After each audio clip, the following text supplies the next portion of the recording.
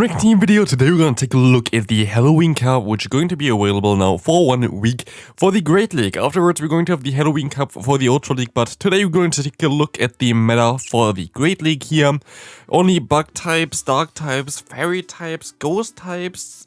I most likely forgot something. Poison types are allowed. So yeah, this is going to be an interesting cup. We're going to take a look at the meta real quick and then at top 10 teams for this cup. So let's get right into it. Taking a look now at the meta, we're going to see a ton of poison types, especially in the first few slots, especially the Toxapex. And what you're also going to see here is a pretty big dip between like Toxapex, Golbat, Nidoqueen, and then you go down already. The fifth slot is nearly 7 points in the score below the first one here, which means that there is kind of a gap. Toxapex really destroys the meta, it seems like it. And it's going to be one of the strongest Pokemon that you're going to see a ton of times. There are not a lot of hard counters for this Pokemon. This is why this thing is basically unbeatable nearly. I mean, yeah, there are some Pokemon that still beats it, like the Frostless, but you can see here, if it gets close to 500, the matchup is really close, and you see here that there are not a ton of Pokemon that really beats it.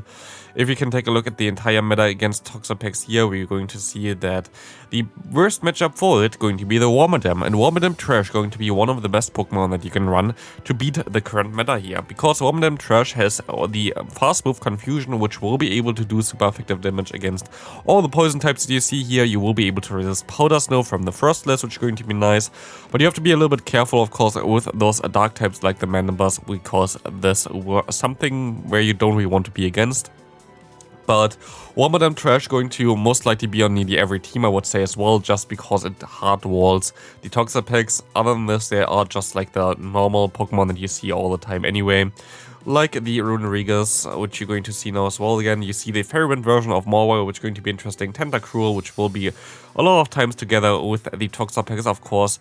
Not a lot of Charm users, which is interesting, just because you have so many Poison type users that are all super strong that it doesn't really help. But interestingly enough, Moltres. I still don't have a Galarian bird, but yeah, Moltres seems to be at least half decent in this meta. But yeah, let's go right into the teams. The first team here going to be around the Toxapex. Toxapex going to be, of course, the main Pokemon in this meta.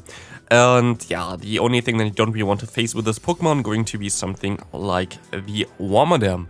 For the Wormadam, we have the Sableye here. Seems to be not the perfect ideal match there, but Sableye will be able to beat Wormadam pretty easily, as you will be able to double resist the fast move, which is the main damage source of this Pokemon.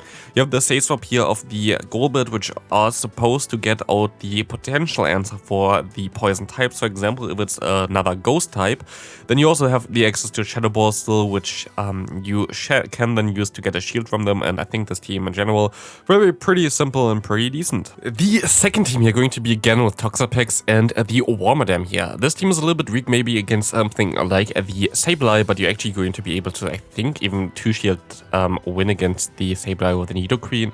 And also still, even though the fast move is resisted, the Toxapex is not even that crazy bad against it either.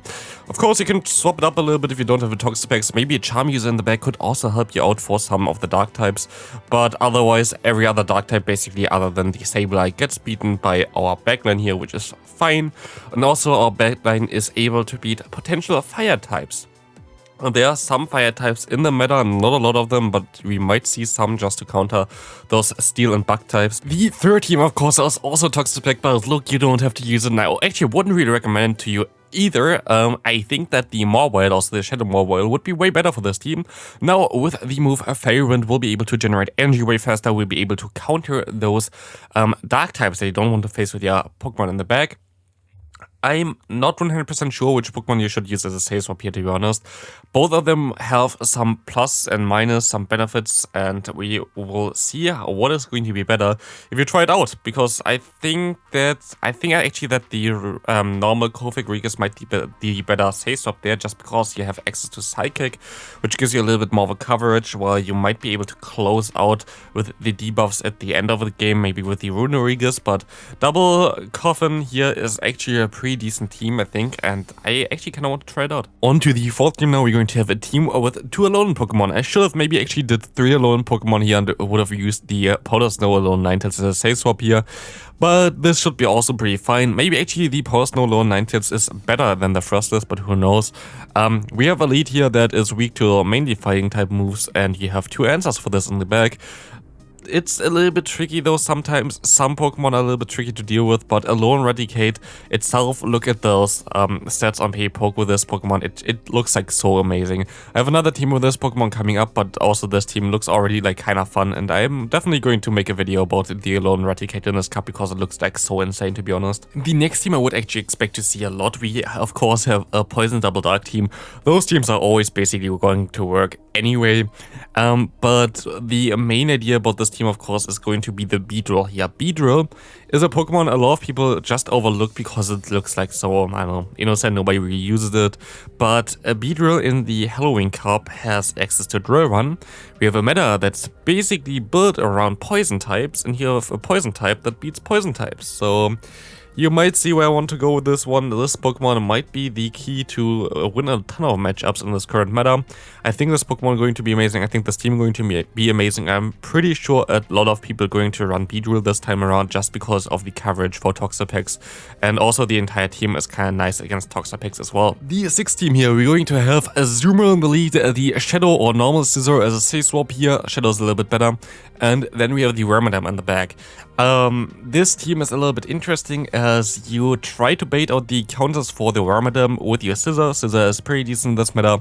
And basically the counters for the Wormadam are usually something like the Dark types. So you're going to have a decent answer for this in the lead. You have 2 Pokemon in the back that can beat Poison types, even though the Poison and Water types are a little bit tricky for the Scizor. It still should be alright.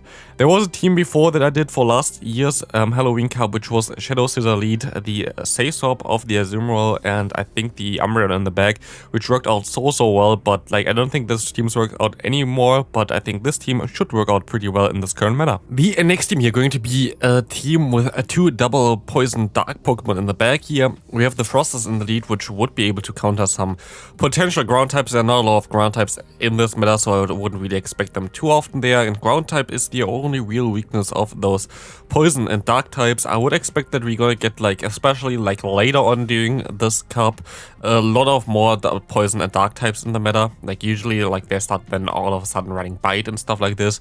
But for this one, you're going to try to use the safe swap of Drapion. Drapion is a very decent safe swap in this meta. There are other poison dark types that you can use as well, instead of, for example, the Skuntank in the back, like the Alolan Mug or the Hisuian Quillfish, something like this. They're all pretty fine, and this team is pretty fine as well. We have another team here with the Alolan Raticate, one Pokemon that I really want to try out anyway, and we have 2 poison types in the back, trying to answer, of course, those charm weaknesses in the back as well.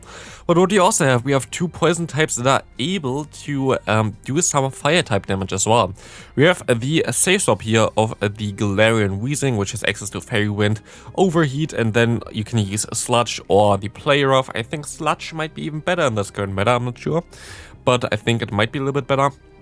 And then we have the Salazzle in the back that is supposed to be a sweeper endgame. I would try to save all the shields as possible for the Salazzle. Salazzle is super squishy, and yeah, this is a fun team as well. I think Salazzle has at least some play there. It's like definitely a more risky Pokemon, but I'm definitely looking forward to try it out just a little bit for some fun. The next team going to be around Tyranitar, especially the Shadow version of Tyranitar. This Pokemon is usually pretty cool in the Halloween Cup, as it's also like a Dark type that can counter dark types. You will be able to win something like the Mandiburst, you will be able to win against the Sableye, you will be able to win also against something like the Wormadam usually if you have shields. You usually want to keep the shield sword, and you have the shields definitely here in the lead with it. It's of course super weak to charm users, that's why you have 2 Pokemon in the back that can counter those. High Toxapex again. You can use other different poison types in the back as well. It's just like the best, and it's like a pretty decent combination there. This team is super weak to ground type Pokemon, other than like, I mean, yeah, you have Nidoqueen. Nidoqueen I don't really expect to be that common, but you would be able to still have the water type moves on both of your Pokemon in the back, and you would outspeed them to it, so I think it's still fine.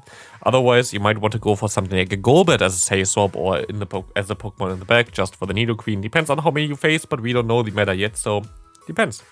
let's go into the final team. The final team here are going to be a double flyer team there in the back. You can, of course, use something else as the Nidoqueen in the lead. Any kind of poison type. I used Beedrill prior as well with this team, and it worked so well. You have the Say Swap here of the Mandibuzz. You can actually think of going for the Snarl, but also the Air Slash is fine. And then you have the Vullaby in the back. And Vullaby is like the main star of this team because Vullaby is such a good closer. Like, you don't know how good this thing is as a closer because this Pokemon has access to Brave Bird. And this is something that the Mandibuzz doesn't have. And Brave Bird on a Vullaby can destroy a ton of Pokemon this meta. So I think it's going to be such a good one. Definitely can try it also with the Beedrill in the lead. But yeah, whatever you really want to use there. You have to have some kind of answer though also for the Tyranitar, so that's why I went for the Nidoqueen here. Might be a little bit better, but I don't think that you're going to face a lot of Tyranitar or Crustle. Crustle is also available as a Smackdown user too often. But yeah, that's going to be it for the video. What's the team that you want to run? Let me know in the comment section. I would appreciate a like on the video. It's always a ton of work to do those. But yeah, see you in the next video. Have a great rest of your day. Bye.